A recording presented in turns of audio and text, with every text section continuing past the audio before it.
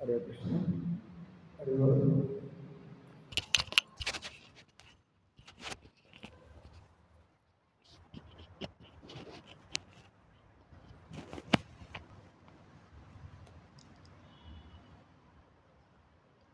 Reading from Srimad Bhagavatam, Canto 11, Chapter 12, Verse Sankhya 22-23. Dvayasya bija Shatamula Strinal Panchaskanda Pancharasa Prasuti దశైక చాకో దుసుపర్ణ నీడ స్త్రీవల్కలో దుఫలోర్క ప్రవిష్ట అదంతి చైకం ఫలమశ్య గృద్ర గ్రామేచర ఏక మరణ్యవాస హంసా ఏకం బహురూపం విజయ మాయామయం వేదస వేదం.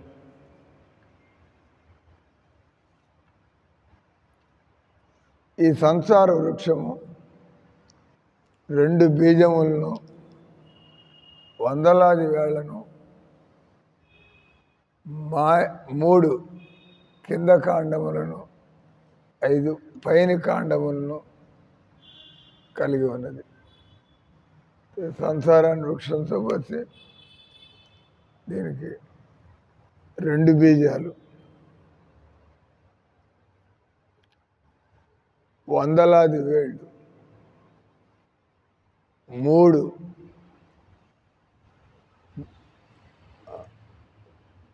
కాండములు, 5 పైనుండే కాండములు. ఇది 5 రసములను ఉత్పత్తి చేయను. 11 శాఖలు 2 పక్షులచే తయారు చేయబడిన గూడు కలిగి ఉండదు. ఈ వృక్షం 3 రకములకు బెరడుచే కప్పబడి ఉండను. 2 ఫలములను వసుకుతో సూర్యమండలం వరకు వ్యాపించి ఉన్నది. ఇంద్రియ భోగ కాముకలే సంసార ఆసక్తులైన వారు ఈ వృక్షం ఒక ఫలాన్ని భక్షించరు. కాగా హంసల వంటి సన్యాసులు వేరొక ఫలాన్ని భక్షించదు. పలు రూపములందు గోచరించడు భగవంతుని శక్తి ప్రకటముగా ఈ సంసార వృక్షమును ప్రామాణికుల గురువుల సహాయంచే ఎరుగగలిగిన వాడు వాస్తవమును ఎరిగినవాడు అగును.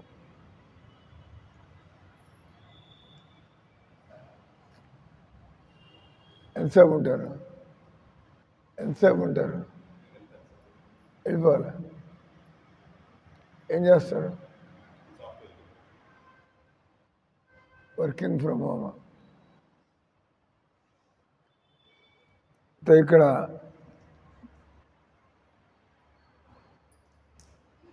ఒక దీని ఏమంటారు అనాలజీ.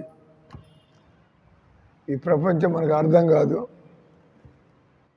ఎందుకంటే ఇది అత్యంత విస్తృతమైనటువంటిది. అన్ని రకరకాలు మనుషులు, రకరకాల స్వభావాలు, కోరికలు, అంతా మెంటల్ హాస్పిటల్ లాగా ఈ ప్రపంచంలో చేయవలసిన పని తప్పించి అన్ని పనులు చేస్తున్నారు జనాలు. ఏది చేయాలో అది మాత్రమే పక్కన పెట్టేది తెలియదు మనకి. అది మనంతరం మనం తెలుసుకోలేము కూడా. అదే కృష్ణ భక్తి చేయమని మనకి ఎక్కడ తెలుస్తుంది? వాడు చెప్పాలి, నాలాంటి వాడు చెప్పాలా, ఇలాంటి వాడి దగ్గర నుంచి మేము విని ఉండాలా అంటే ముందుకు పోతూ ఉంటుంది. మిగతా వాళ్ళంతా ఎవరి దారాలు ఎత్తుకుంటారు సంతాలను ఎట్లా అనిపిస్తాడు వాళ్ళ బుద్ధిని బట్టి. అంటే అందుకనే అన్నాడు, ఈ సంసారాన్ని వృక్షం కొమ్మలు, వంకర టెంకర కొమ్మలు, ఆ దిశలో ఈ దిశలో కొమ్మలు, అన్ని వృక్షాలు ఒక రకమైన ఫలాలు ఇవ్వవు. కొన్నిటికి ఫలాలే ఉండవు, కొన్నిటికి పువ్వులే ఉండవు, పైన ముళ్ళు ఉంటాయి. అన్ని చెట్లే. అంటే ఈ ప్రపంచం అనేది ఒక సంసార వృక్షము. అంటే మనకి అర్థంగా మనం ఎందుకు దుఃఖాలు అనుభవిస్తున్నాం, ఎదుటివాడు సుఖాలు ఎందుకు అనుభవిస్తున్నాడు అది తెలిస్తే ఏమవుతుంది తెలుసా? మనకే దుఃఖాలు దరిద్రం ఎందుకుంది, ఎదుటివాడు ఎందుకు బాగా అనుభవిస్తున్నాడు, సంపాదిస్తున్నాడు, ఎందుకు అలా జరుగుతుందో తెలిస్తే టక్కన మీ జీవితం కూడా మారిపోతుంది. తెలిసిపోయింది కదా, ఓహో సుఖపడాలంటే ఎటు చేయాలి. ఇప్పుడు దాకా మనం మన పిచ్చి పనులు చేసుకుంటాం, మనకి మన అతి తెలివితేటలు మన మిడిమిడి జ్ఞానాన్ని ఉపయోగించి అది ఇది చేసేసి ఎదురు దెబ్బలు తగులుతుంటే మన పద్ధతి ఏం పని చేస్తున్నట్లేదు. Let's get back to scriptures. శాస్త్రాలు చెప్పినట్టుగా బతకాల. తస్మాత్ శాస్త్రం ప్రమాణంతే కార్యకార్య వ్యవస్థతో జ్ఞాత్వా శాస్త్ర. అంటే ఇక్కడ ఏమి నో షార్ట్ కట్. अब मंगलारती चुक गए क्या? तो रहेगा तभी तो ऐसे ही रहेगा फिर भी, ठीक है ना? आप छोटे छोटे बहाना नहीं मारना है. चलो बॉडी पूरा उठने का थोड़ा सा नहीं किया. బాడీ పెయిన్ किसको नहीं है? ఒంట్లో నొప్పులు ఎవరికి లేవు, అందరికీ ఉన్నాయి. ఇక్కడ లేవైంది. कौन है जिसको बॉडी में समस्या नहीं है? कल ज्यादा काम हो गया था इसके लिए. हरे कृष्ण. हमारा काम कब शुरू होगा? आपने फिर समझेगा. बहुत रात का टाइम भी करो, ओवर टाइम करो. हमको 8 बजे तक कैसे करेगा? लाइटिंग भी डाल देगा. प्रसाद लेगा. तो సంసార వృక్షం ఎక్కడ ప్రారంభమై ఎక్కడ ఎవరికి అర్థం కాదు. ఈ ప్రపంచం, ఈ ప్రపంచాన్ని అర్థం చేసుకోవాలంటే అంత తిరగలరా? ప్రపంచం అంతా తిరిగి అర్థం చేసుకోవాలంటే అన్ని చూడాలి. అన్ని చూసారు మీ ఆయువు అయిపోతుంది, కానీ అన్ని చూడడం వీలు కాదు. అటు మీ భారతదేశమే తిరగలేదు, మీ బతుకంతా తిరిగిన ప్రపంచం తర్వాత ఈ సంసారం అంతా తెలుసుకోవాలి కదా, సృష్టి అంతా తెలుసుకోవాలి. పోలేరు, ఈ కెనాట్ గో.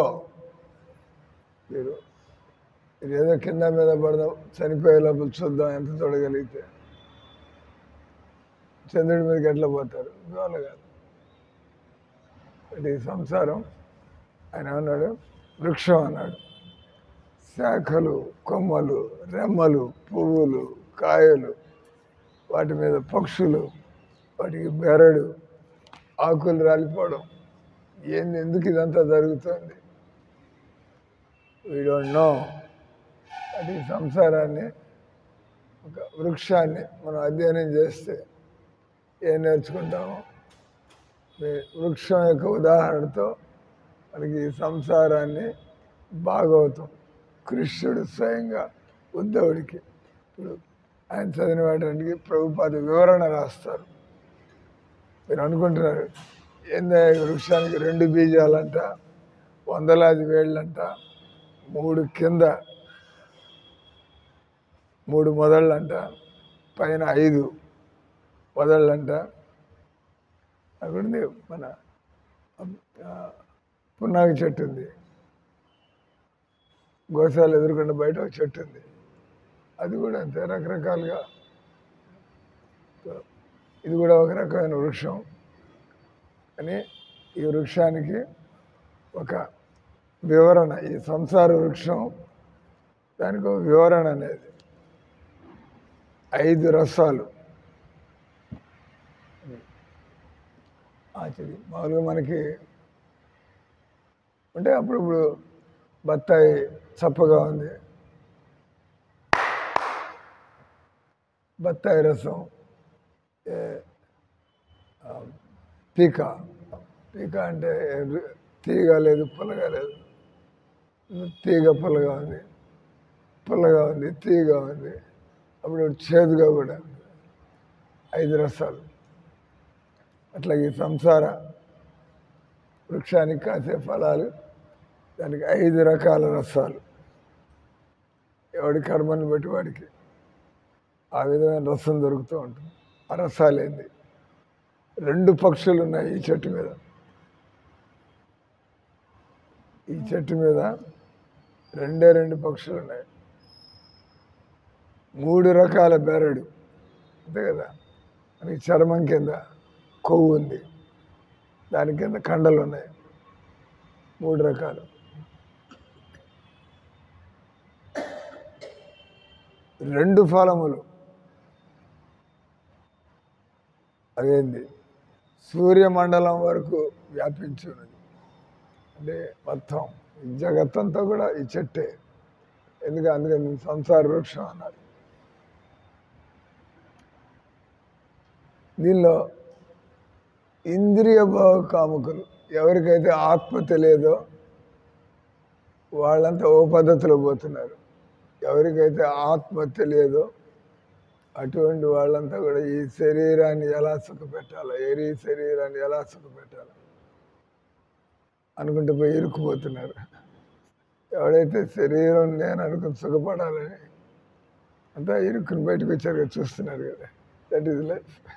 శరీరం అనుకుని సుఖపెట్టాలనుకుని 4 అడుగులు ముందేస్తే ఒక దెబ్బ తగిలితే 20 అడుగులు వెనక్కి వచ్చి పడ్డారు ఇక్కడ. అంటే సంసారం అలాంటిది. ఉంటారా 15 నిమిషాలు? దగ్గరండి, వినండి. లిజన్. భాగవతం. ఏం పని చేస్తారు? మీరు?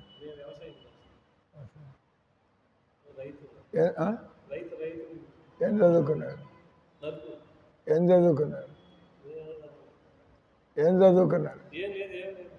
చదువు రాదు. అప్పుడు వినాలి కదా, ఇట్లా వింటే జ్ఞానం వస్తుంది. చదివి నేర్చుకునే మంచిది. కనీసం మీకు చదువు రాకపోయినా వాళ్ళని చదువుకునే వాళ్ళని చేస్తున్నారు. మీకు చదువు రాకపోయినా వాళ్ళని చదివించుకుంటున్నారు. వాళ్ళు ఇట్లాంటి పుస్తకాలన్నీ చదివి బతకడం అలాగే నేర్చుకోవచ్చు. కూర్చోండి. మీ అమ్మాయికి ఏంటి ఒక పుస్తకం ఇస్తా, భగవద్గీత సారం ఒక పుస్తకం ఇస్తా, మీ అమ్మాయి దగ్గర పెట్టండి. పరీక్షలు అయిపోతే చదువుతూ ఉంటుంది. చదువుతూ ఉంటే వింటూ ఉంటారు. ఇంట్లో పుస్తకం లేకపోతే ఏం చదువుతారు? చెత్త పుస్తకాలు చదువుతారు, టీవీలు చూస్తారు. అది ఇంట్లో ఇట్లాంటి పుస్తకాలు పెట్టడం మంచిది. ఎన్ని ఎకరాల పొలం పని చేస్తారు? బాగా డబ్బు నాళ్ళు అయితే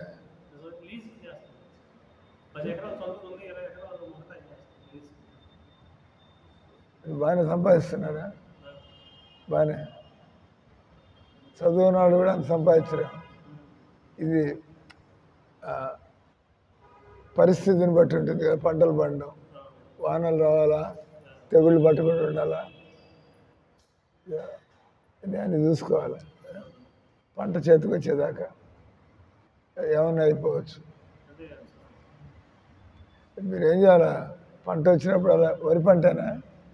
వరేనా?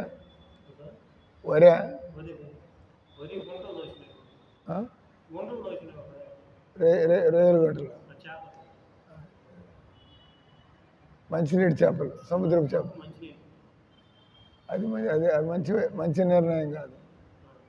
జీవులు చంపి తినేటువంటి వ్యాపారం అది. 1 సంవత్సరం అట్టిట్లున్నా దెబ్బ పడ్డం మాత్రం ఖాయం. కొద్దిగా సంపాదించుకున్నా అనుభవించగలిగే విధంగా సంపాదించుకోవాలి. ఆశకు పోయి ఉన్నది కూడా ఊడిపోయి. అంటే ఈ చెరువు గంటల వ్యాపారం ఆఫ్ చేసేయండి. ఎంతమందిని చూసాం, వాళ్ళంతా నష్టపోయి అప్పుల పాలయ్యి చేపలకి వీటికి తెలియని రోగాలే వచ్చి మొత్తం చచ్చిపోతాయి. అయిపోయింది. గిట్టుబాటు ఉండవు. భగవంతుడి భూమి ఇచ్చింది గుంటలు తవ్వి చేపలు పట్టించుకోవడానికి కదా. సెల్ ఫోన్ మోగకూడదు మందిరంలో, డిస్టర్బెన్స్. దాన్ని సైలెంట్లో పడేయండి. భగవంతుడి భూమి ఇచ్చింది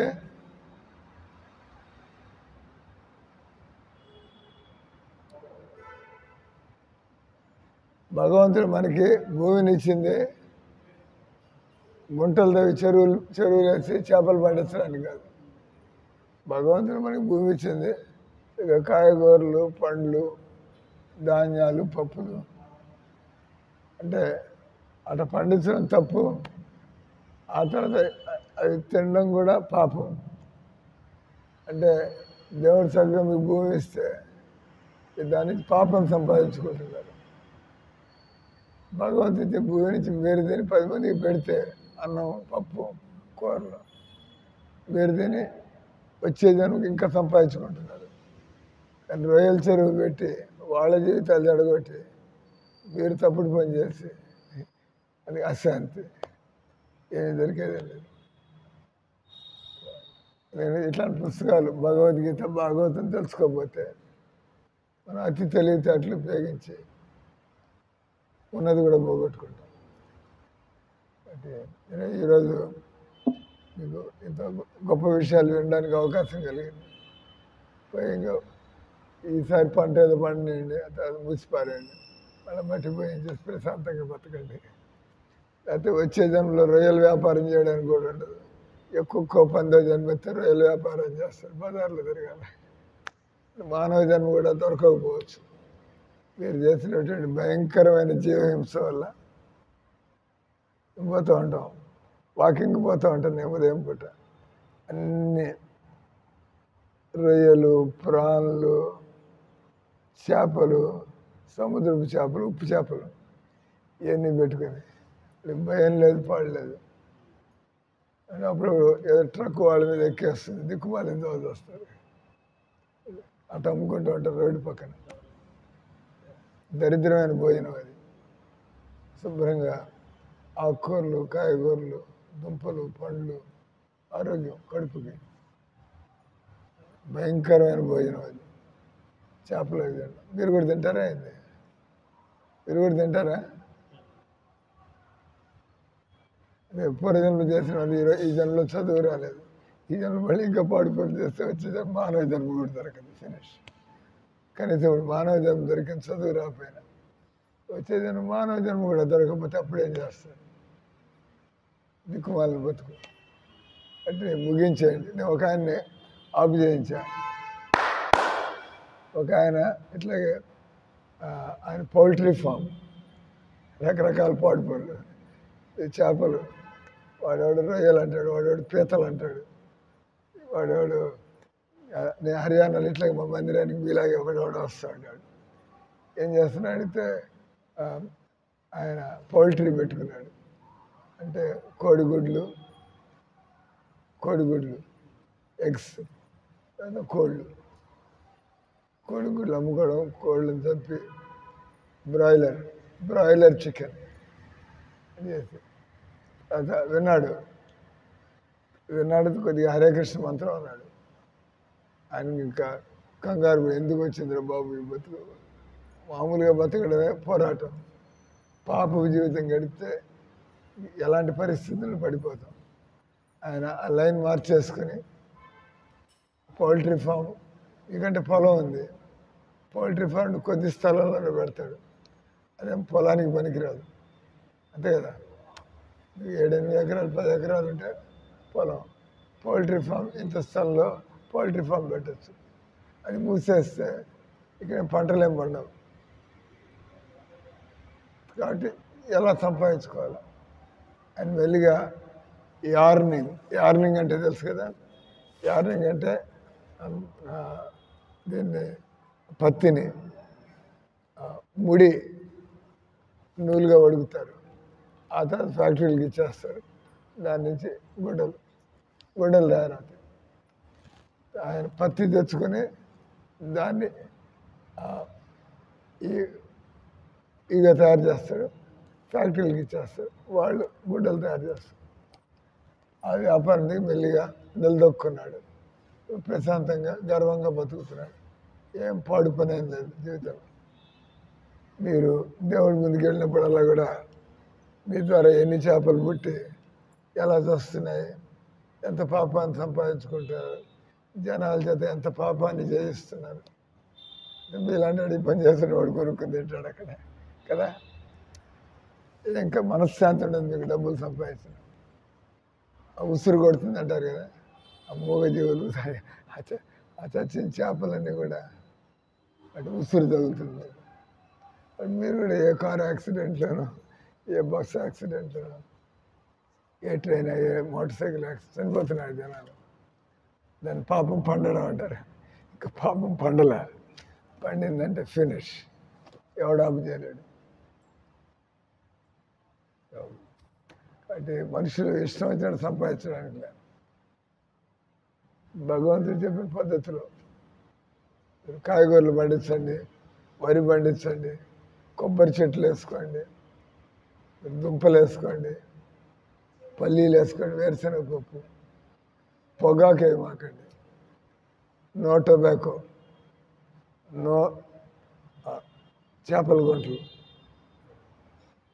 డబ్బులు వచ్చే అవకాశం మాకు అక్కర్లేదు, ఆ డబ్బులు అవసరం లేదు.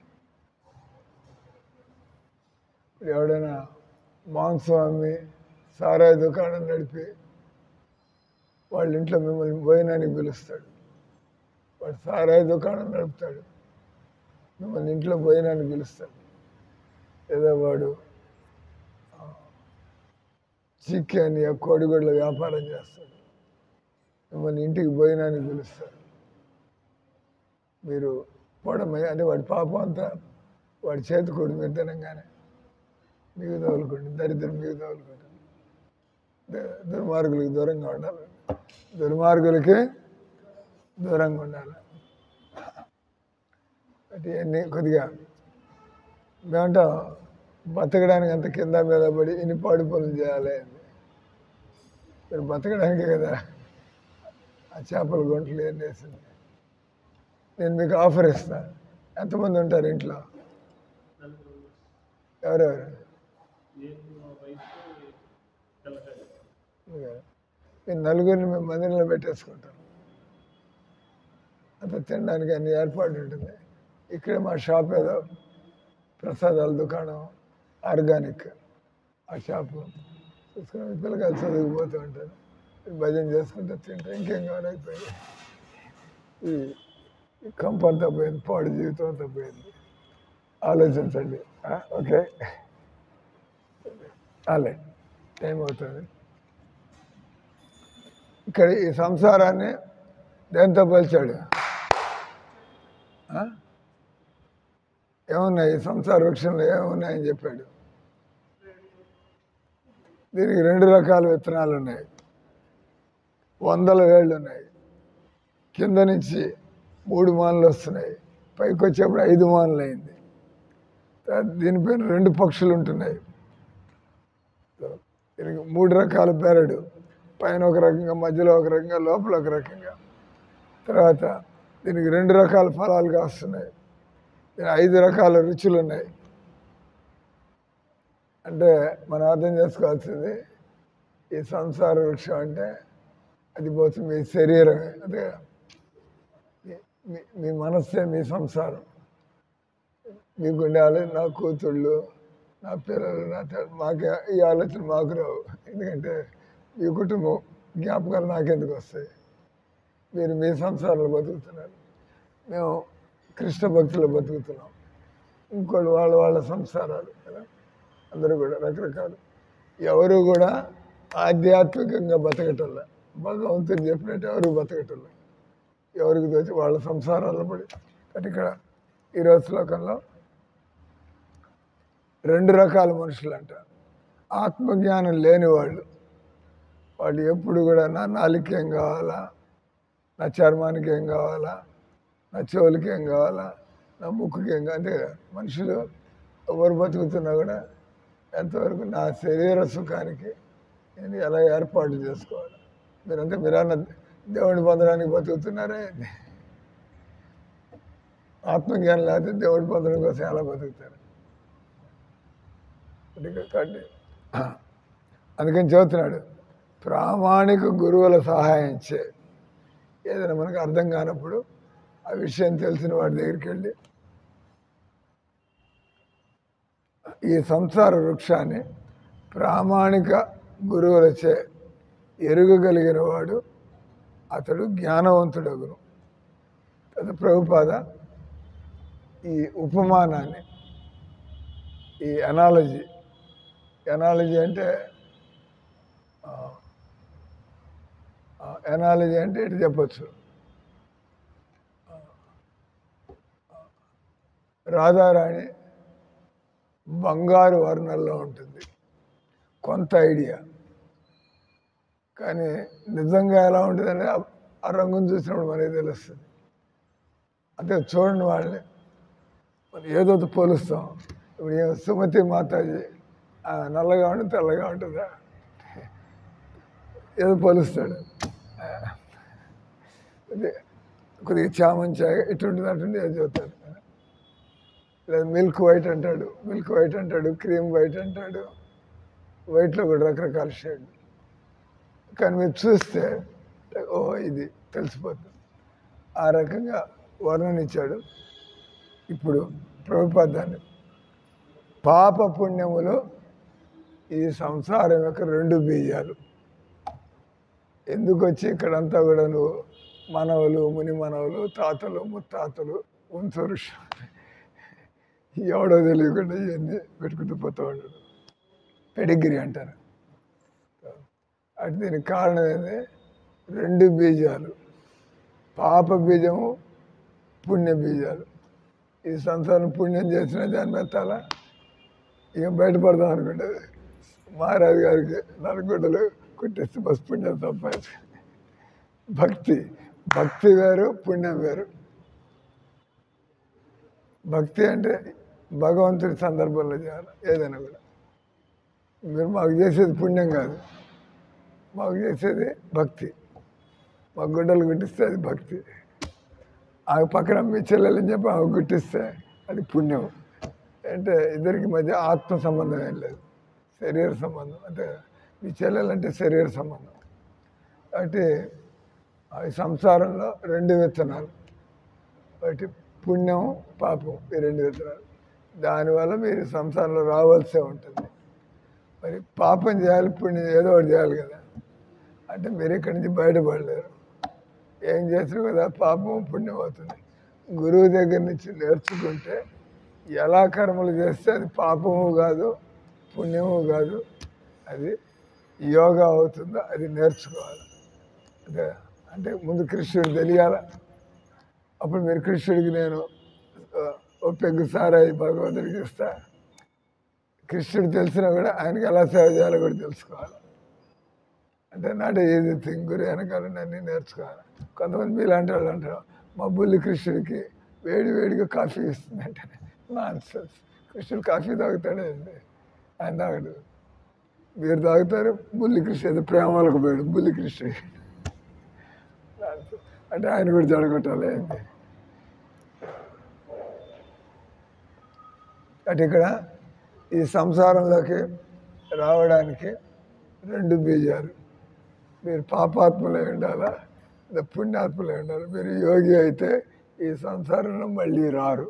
కాబట్టి మనం యోగి అవ్వడానికి ప్రయత్నం చేస్తాం. ఏది చేసినా కూడా ఎలా దేవుడిని మధ్యలో పెట్టుకుని ఇష్టం వచ్చినట్టు వ్యాపారం చేస్తుంటే సరి చేస్తాం. మందిరంలో ఈ చెత్త అంతా అమ్మడానికి లేదు. డబ్బు పిచ్చిలో పడిపోయి అది అమ్మితే డబ్బు కొంటారు. కట్ మీరు ఏది అమ్మచ్చో అవి మాత్రమే అమ్మండి. డబ్బు పిచ్చిలో పడిపోయి ఏదైనా అమ్ముతా. నేను మందిరంలో వ్యాపారం అంతా దేవుడి సంబంధం ఉండాలి. అది మీరు దుకాణంలో కూర్చున్నా కూడా సంతోషంగా ఉండొచ్చు. అంత దేవుడు శాంక్షన్ చేసిన వస్తువులన్నీ అమ్ముతున్నా. నేను డబ్బు కక్కుతే ఏది పడితే అది అమ్మటం. జనాన్ని జడగొట్టి మన జేబులు నింపుకోవడం, జనాన్ని జడగొట్టి మన జేబులు నింపుకోవడం నాట్ గుడ్. పాప పుణ్యములు ఈ వృక్షం యొక్క 2 బీజములు. అసంఖ్యాక కోరికలు, వందలాది వేళ్ళు. చెట్టు చూడడానికి ఇటుంటుంది ఒకటే, తగ్గుతూ ఎక్కడ తాగిపోతుంటాయి దాని వేళ్ళు. ఇటు పోయి లెక్క పెట్టలేరు చెట్టు వేళ్ళు. మన కోరికలు కూడా అంతే, తగ్గుతూ ఉంటాయి. అందుకే 15 ఏళ్ళ నుంచి భక్తి చేస్తుంది, ఇంకా వస్తున్నాయి కోరికలు. ఎన్నో పోతున్నాయి, కొత్త కోరికలు బయటకు వస్తున్నాయి. లోపల అంతా ఉన్నాయి. చెట్టు తవ్వుతుంటే ఊడి రాటల్లా అంటే ఇటు పోయింది వేరు అటు పోయింది, అవన్నీ నరుక్కుంటూ రావాలి, అప్పుడు చెట్టు బయటకు వస్తుంది. ఆ రకంగా వందలాది వేళ్ళు పైకి చూడడానికి ఒక మనిషి, కానీ లోపల తవ్వుతూ ఉంటే పుట్టలు పుట్టలుగా కోరికలు ఉన్నాయా లేదా మీకు? ఏం లిప్స్టిక్ పూసుకోవాలా, ఏం నెయిల్ పాలిష్ పూసుకోవాలా, ఏం ఫేస్ పౌడర్, అన్ని బ్రాండ్లు ఎత్తుక్కోవాలి, కూర్చోబెట్టి ఏం గుడ్డలు వేసుకోవాలా, రకరకాలు ప్రతిదీ కూడా అంటే అన్నీ సెలెక్ట్ చేసుకుంటారు. మీరు అక్కడ పోయి కళ్ళు మూసుకుని ఏదో ఒకటి అంటారు, ప్రతిదీ సెలెక్ట్ చేసుకోవాలి. మీరు ఏం కొనాలన్నా కూడా सिलेक्शन। तुमको कपड़ा खरीदने के लिए भेजेगा तो क्या चुनेगा? कपड़ा खरीदने के लिए तुमको बाजार भेजूंगा, तुम क्या खरीद के आओगे? तुम नंगा रहोगे, तुम नंगा रहोगे और भगवान कपड़े, तुम्हारे कपड़े भी लेना पड़ेगा, कपड़ा तो पहनना पड़ेगा। झूठ बोल रहे हैं, झूठ बोल रहे हैं, अब दिखा रहे हैं, दिखावा कर रहे हैं, हमको भक्ति है भगवान बोलते हैं, तो कपड़ा क्यों पहना है?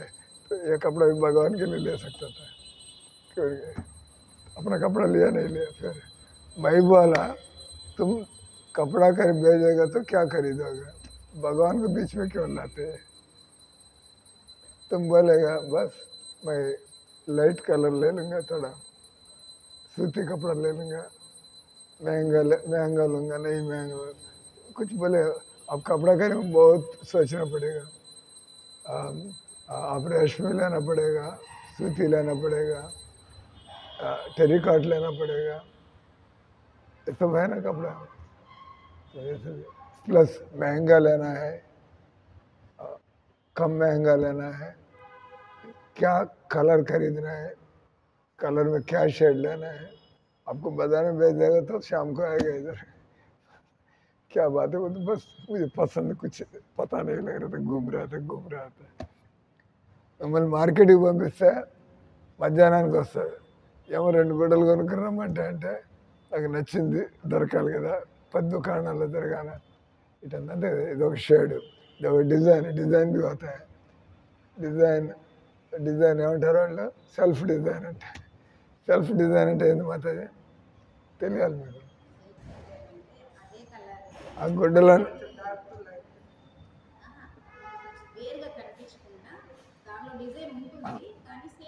కలర్ అంటే ఇది అలవాటు ఉంది,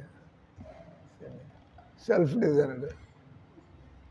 కట్ ఇక్కడ 2 బీజాలు పాపము పుణ్యం కారణంగా ఈ సంసారంలో ప్రతి మనిషి ఇక్కడే పడి పాతుకుపోయి ఉంటాడు, ఒకటి. రెండోది వందలాది కోరికలు, ఒకటి వదిలిపెట్టచ్చు, ఒకటి వదిలిపెట్టచ్చు. ఎందుకు మనకు భక్తిలో ఆనందం కలగటం లేదు? కోరికలు సతాయిస్తున్నాయి, కోరికలు అడ్డుపోతున్నాయి. భగవన్నామం పై పైన లోపలికి పోవటంలా, లోపలికి పోతే ఆనందం ఎలా కలుగుతుంది? అంటే వందలాది వేలాది కోరిక అంతు లేదు. తవ్వుతుంటే వస్తుంటే చీమల పుట్ట అంటారు కదా, చీమల పుట్ట ఓ అని వస్తుంటే బయటికి. అంటే వందలాది వేళ్ళు కింద 3 మాలలు కలిసి ఇట్లా పైకి ఒకటి వచ్చినాడు. అది 3 గుణాలు, తమో గుణం, రజోగుణం, సత్వగుణం. అంటే ఈ శరీరాన్ని వృక్షంగా చెబుతున్నాడు. 3 గుణాలు, తమో గుణం, రజోగుణం. పైన 5 కాండాలు, పైకి వచ్చేప్పుడు 5 కాండాలు అయింది. అవేందయ్యా అంటే పంచమహాభూతాలు, భూమి, అగ్ని, వాయువు, జలము, ఆకాశం, పంచమహాభూతాలు. తర్వాత దీనికి 5 రకాల రసాలు. శబ్దాన్ని అనుభవిస్తాం, రూపాన్ని అనుభవిస్తాం. ఎవరిని బట్టి వాడిని పెళ్లి చేసుకోమంటే చేసుకో, నీ కళ్ళకి నచ్చాల. అలాగే మనం ఏదైనా పాట వినాలంటే మన చెవులకి నచ్చాల. అంతే కదా, భయంకరంగా చెవులు పగలగొట్టేట్టుగా దొరలు వస్తుంటే వింటారే, ఆపు అంటే ఏమంటే మా చెవులకు పట్టలేదు అంటారు, ఎత్తుక్కుంటారు, ప్రతిదీ ఎత్తుక్కోవడం కదా. అంటే ఇది 5 కాండాలంటే పంచభూతాలు, 5 రసాలంటే ఈ మన ఇంద్రియాలు. నాలుగుకి ఏం కావాలా, చెవులకి ఏం కావాలా, ముక్కుకి ఏం కావాలా, ఏ వాసన పడితే చూస్తూ కూర్చొని మీకు నచ్చాలి. ఆ వాసన నచ్చితేనే అదే ఆ వాసన మనకు నచ్చింది. శబ్దము, రూపము, స్పర్శ. చక్కటి గాలి తగులుతుంటే మందవాయువు పర్వాలే, శరీరం ఎండిపోయేట్టుగా భయం వస్తుంటే అక్కడ తప్పించుకుంటారు. గాలి కావాలా, కానీ ఇష్టం వచ్చినట్టు గాలి వస్తే మీరు తట్టుకోలేరు. అది అసలు గాలి లేకపోతే తట్టుకోలేరు, ఊపిరాడదు. అంటే ఎత్తుక్కుంటారు ఎలాంటి గాలి, మన గాలి. ఫ్యాన్ అంటే లైట్లో పెట్టాలా, మీడియం పెట్టాలా, హైలో పెట్టాలా చూసుకుంటారా లేదా? గిర్ర గిర్ర గిర్ర తిరిగితే 10 నిమిషాలుగా ఆఫ్ చేయాల్సి వస్తుంది. వాళ్ళంతా డ్రై అయిపోతూ ఉంటుంది. ప్రతిదీ ఎత్తుక్కోవడం, ప్రతి బతుకంతా ఎత్తుకులాట. కాబట్టి ఈ 5 రసాలు, తర్వాత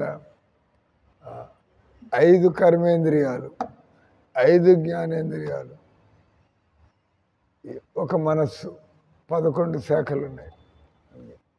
మనము ఈ శాఖల్లోంచి 5 జ్ఞానేంద్రియాలు, 5 కర్మేంద్రియాలు, ఒక మనస్సు, దీంతో మనం తిరుగుతూ ఉంటాం. జీవాత్మ, పరమాత్మ ఇద్దరు ఉంటారు కదా మీతో పాటు.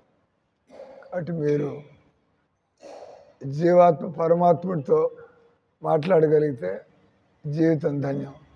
కానీ మీలాంటి మూర్ఖులతోనే మాట్లాడుతూ ఉంటే ఎంతమందితో మాట్లాడినా కూడా మీ బతుకు అలాగే ఉంటుంది. అదే మీరు మూర్ఖులు, మీరు మాట్లాడేవాళ్ళు మూర్ఖులు. ఏం నేర్చుకుంటారు? గోతులు పడతారు, ఇద్దరు పోయి గోతులు పడతారు. ఎందుకంటే ఎవరి దగ్గర నుంచి వినాలా, ఎవరి దగ్గర నుంచి వినకూడదో తెలియదు మనకి. అంటే 2 వ్యక్తులు ఉంటారు. ఒక వ్యక్తి పరమాత్ముడు, దేవుడు. మిగతా వ్యక్తులంతా కూడా మనలా అంటారు. మరి మా దగ్గర నుంచి ఎందుకు వింటున్నారు? ఎందుకంటే మేము పరమాత్ముడు చెప్పింది తప్ప వేరే చెప్పం కాదు కాబట్టి, చెప్పం కాబట్టి మీరు వింటారు. అదే స్వామి ఏం మాట్లాడినా భగవద్గీత, భాగవతాన్ని మన తలకెక్కిస్తాడు కాబట్టి వినాలి. డైరెక్ట్గా దేవుణ్ణి వినేటువంటి పవిత్రత మీకు లేదు. దేవుడిని డైరెక్ట్గా కాంటాక్ట్ ఉన్నాడు మీ దగ్గర పరమాత్ముడు, కానీ ఆయన వినగలుగుతున్నారు. ఆయన్ని మీరు కళ్ళు మూసుకోండి. కృష్ణ నన్ను ఏం చేయమంటావు ఇప్పుడు అని అడగండి, మీ తలకాయ చెబుతుంది. పోయి ఆ మైసూర్ పాకు వచ్చి ఆ కృష్ణుడితో ఏం చేస్తారు, సరే అని చెప్పి దానికోసం పోతాం. అంటే అందుకే మీరు భజనకి లేట్ వచ్చేది ఎందుకు? అది చేయాలా, అది వినాలా, ఇది తినాలా, అందుకే పోతూ ఉంటారు. మీరు పరమాత్ముడు ఎన్ని తర్వాత చూడొచ్చు. భజన టైం అయిపోయింది, భజనకి పోంటుంది పరమాత్ముడు. అది మనం వినదలుచుకోం.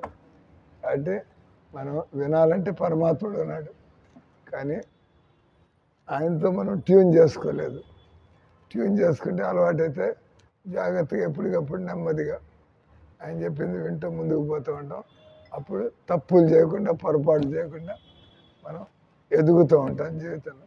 కాబట్టి జీవాత్మ, పరమాత్మ ఈ 2 పక్షులు ఉన్నాయి.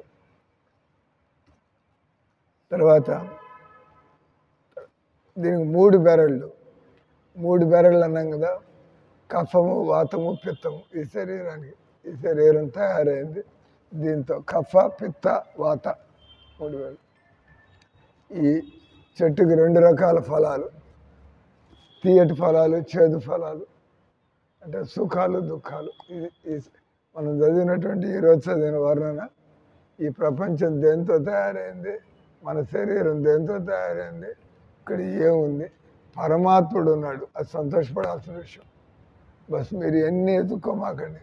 ఈ చీరలు, గిన్నెలు, తపేలాలు ఎత్తుక్కోమాకండి. పరమాత్ముడు వెతకండి. పరమాత్ముడు వెతికితే ఇవన్నీ అవసరానికి అవసరం ఎట్లా వెనకాల వస్తాయి. జీవితం సార్థకం అవుతుంది. అంటే ఈ సంసారంలో అందరూ కూడా భౌతిక సుఖాలు, భౌతిక దుఃఖాలు, అందమైన స్త్రీల సాంగత్యము, ధనము, మాయ యొక్క ఇతర భోగ వస్తువులు, దుఃఖ ఫలాల్ని ఎవరైతే ఆడవాళ్ళ గొడవల్లో పడతారో, ఇక్కడ మొహమాట పట్టల ఆడ మగాల పడ్డారంటే మీ జీవితం నాశనం అయినట్టే లెక్క. అంతే కదా. రొత్సు పనులు, దేవుడు పోయాడు దీనిలో పడి కొట్టుకుంటూ ఉంటారు. బతుక మా అబ్బాయి, మా మనవాడు, ఇది మాకు ఇది కాదు, ఇల్లు దేవుడి విషయం పోయింది, అసలు విషయం మీకు కావాల్సింది దేవుడు, అది కాస్త పోయింది అని అన్నాడు. స్త్రీల యొక్క వాళ్ళ ఆసక్తిని పొందినట్లయితే అంటారు స్త్రీలతో ఉండొచ్చు కానీ స్త్రీలను మనసులో పెట్టుకోకూడదు. మగవాళ్ళతో ఉండొచ్చు మనసులో పెట్టుకుంటే వాడి ప్రేమలో పడ్డా. గయా ప్రపంచంలో ఆడాళ్ళు మగాళ్ళు తప్పించుకోలేరు లేదా? మగాళ్ళందరినీ చంపేయాలి, ఒప్పుకుంటారే? ఆడాళ్ళందరినీ చంపేయాలి, ఒప్పుకుంటాను. మీరు కత్తులు తీసుకురాస్తారు, రారా చూసా. నీ తలకాయలోంచి ఆడదాన్ని తీసేసుకో, మమ్మల్ని తీసేస్తా అంటే మేము ఎందుకు ఒప్పుకుంటాం? మా బతుకు మేము బతుకుతాం. అంటే నీ తలకాయలోంచి ఆడాళ్ళని తీసేసుకోండి, అంతేగాని ఆడాళ్ళని చంపేస్తా అంటే అదే ఒప్పుకుంటాం. కాబట్టి ఇక్కడ చెప్పేది ఇది, ఇక్కడ ఆడ మగ ఈ విషయాల్లో పడి నాకు వీడి ఇష్టం నాకు అది ఇష్టం ఇటపడి దానివల్ల మళ్ళీ ధనం కావాలా, దానివల్ల భోగ వస్తువులు కావాలా. తర్వాత అటువంటి వాళ్ళంతా కూడా ఆఖరిలో at the end of the day దుఃఖాలు. ఏమైనా సుఖం ఏమైనా దొరుకుతుందో సంసారంలో అని అడిగిన వెనకాల కూర్చొని అది లేదు కాబట్టి ఈరోజు ఇక్కడికి వచ్చారండి. బయట విసిగి చలో మందిరానికి పోయి కూర్చున్నద్దాం. బయట అన్ని ఈగో ప్రాబ్లమ్స్, అహంకారాలు, గొడవలు, తేడాలు, తీరని కోరికలు, సమస్యలు, ఇబ్బందులు అన్నీ అంతే బాగుంది. అంటే అటువంటి వాళ్ళు దుఃఖ ఫలాలను అనుభవించరు. తర్వాత స్వర్గలోకంలో కూడా అప్పుడప్పుడు స్వర్గానికి పోవాలనుకుంటారు. స్వర్గలోకంలో కూడా టెన్షన్లు ఉంటాయి. అదే ఇంద్రుడి మీద వాడు వచ్చి దాడి చేస్తున్నాడు, మరి వాడు ప్రశాంతంగా అప్సరస్లో క్లబ్ డాన్స్ వద్దామని కూర్చుంటే వాడు దిగుతాడు అక్కడ. ముందు అదేదో తెలుసుకోవాలి. స్వర్గానికి పోయినా కూడా శాంతి అనేది లేదు. వైకుంఠానికి పోయేదాకా కింద నిప్పు అంటుకుంటూనే ఉంటుంది ఎక్కడికి పోయినా కూడా. అంటే ఆయన చెప్తున్నాడు స్వర్గానికి పోయినా కూడా చికాకులు ఉంటాయి, మృత్యువు. స్వర్గానికి ఇక్కడికి చావులో తేడా అయింది. స్వర్గం అక్కడ 1,000,000 సంవత్సరాలు బతుకుతారు, ఇక్కడ 100 ఏళ్ళు బతుకుతారు. 1,000,000 సంవత్సరాలు బతికితే చావు లేనట్టు అయింది. చావాల్సిందే ముందు వెనక. అప్పుడు మళ్ళీ ఏ జన్మ మళ్ళీ తెలియదు. కాబట్టి స్వర్గాలకు పోయి పని పెట్టుకోమాకండి, టైం పాడవుతుంది. 1,000,000 సంవత్సరాలు ఆగాల. మీరు స్వర్గంలో జన్మెత్తారు, ఆ తర్వాత నారదుని కలుసుకుంటాడు. నాకొద్దు బాబోయ్ 1,000,000 తప్పదు, చచ్చేదాకా ఆగవమ్మ తల్లి, భజన చేయి, 1,000,000 సంవత్సరాలు భజన చేయి, ఆ తర్వాత బయటపడవచ్చు. 100 ఏళ్ళు భజన చేయడం మేల 1,000,000 సంవత్సరాలు భజన చేయడం. 1,000,000 సంవత్సరాలు ఓపిక ఉండాలి, 100 ఏళ్ళు భజన చేసుకుంటే బయటపడవచ్చు. కాబట్టి స్వర్గానికి పోవడం మంచిదా, ఇక్కడ ఉండి భజన చేసుకోవడం మేల? ఇక్కడ ఉండి ఇక్కడైతే 100 సంవత్సరాల ప్రాబ్లమ్ సాల్వ్, అక్కడ పోతే 1,000,000 సంవత్సరాలకి ప్రాబ్లమ్ సాల్వ్. 1,000,000 సంవత్సరాలు ఎవడు భరిస్తాడు ఈ సమస్య? అంటే అని అంటున్నాడు. కాబట్టి మనం మీ జీవిత లక్ష్యం ఏమిటి అని అడిగినప్పుడు నాకు భగవంతుడితో సంబంధం కావాలా, అది కాకుండా మీరు నాకు అమెరికా పోవాలా, ఇట్లాంటి పెళ్ళం కావాలా, నాకు ఇట్లాంటి ఇల్లు కట్టుకోవాలా, భౌతిక లక్ష్యాల్ని త్యజించి ఆధ్యాత్మిక ఉన్నతి పథాన్ని చేపట్టిన వాడు సుఖ ఫలాల్ని అనుభవించను. భౌతిక సుఖాలు వేరు, ఆధ్యాత్మిక సుఖం వేరు. ఆధ్యాత్మిక సుఖం దొరకడం ప్రారంభమైతే పెరుగుతూ ఉంటుంది, తగ్గదది. కానీ సంసార సుఖాలు ముగిసిపోతే ఎప్పటికప్పుడు గులాబ్ జాములు తిన్నారు, ఇంక ఈరోజు కాపాల, మళ్ళీ రేపు మళ్ళీ బతుకంతా ఇంక ఇదే పని. కానీ భగవన్నామం దొరికితే ఏ రోజుగారికి ఎత్తుక్కోకలి అదే రోజంతా కూడా తిరుగుతూ ఉంటుంది కదా. అటు ఆయన చెబుతున్నాడు సంసార సుఖాలు ఏ రోజుకి ఆ రోజు ఎత్తుక్కోవాలా, కానీ ఆధ్యాత్మిక సుఖాన్ని భగవన్నామంతో దొరికేది దాన్ని పొందినటువంటి వాడు సుఖంగా ఉండగలుగుతాడు. ప్రామాణిక గురుదేవుల యొక్క సహాయాన్ని తీసుకొని విశాలమైన వృక్షం దీన్ని మనం అర్థం చేసుకోగలుగుతాం. భగవంతుడినే అన్నిటి వెనకాల ఉండే అదృశ్య శక్తిగా మనం దర్శించగలిగించో మనిషి జ్ఞానము పరిపూర్ణమగును. మీరు ఆఖరిలేను ఇప్పుడు మీరు డబ్బు వస్తుంది, దేవుడు ఇస్తున్నాడు. మీకు పెళ్ళి అయింది, దేవుడు ఒక స్త్రీని ఇచ్చాడు. అన్నీ దేవుడు వేస్తున్నాడు. ఇగో ఇగో అరటిపళ్ళు కావాలా, దేవుడు ఇస్తున్నాడు. ఆ దేవుడిని పట్టుకుంటే సరిపోతుంది. లేకపోతే ఎత్తుకోవాలా, అరటిపళ్ళు కావాలి, ఈరోజు యాపిల్ పళ్ళు కావాలి, రేపు జామ పళ్ళు కావాలి. ఆ దేవుడి దగ్గర ఉంటే ఇంకేం ఎత్తుక్కోవాల. అంటే ఇక్కడ చదువుతున్నాడు, భగవంతుడి సమస్తానికి మూలం తెలుసుకొనొచ్చో మనిషి జ్ఞానము పరిపూర్ణమగును. అట్లుగాక అతడు కర్మకాండల్లో భగవంతుడి జ్ఞానం లేకుండా ఉన్నట్లయితే అతడు చిక్కుబడిపోవను, సంసారంలో జీవన సిద్ధిని పొందజాలడు. హరే కృష్ణ హరే కృష్ణ కృష్ణ కృష్ణ హరే హరే, హరే రామ రామ రామ హరే హరే.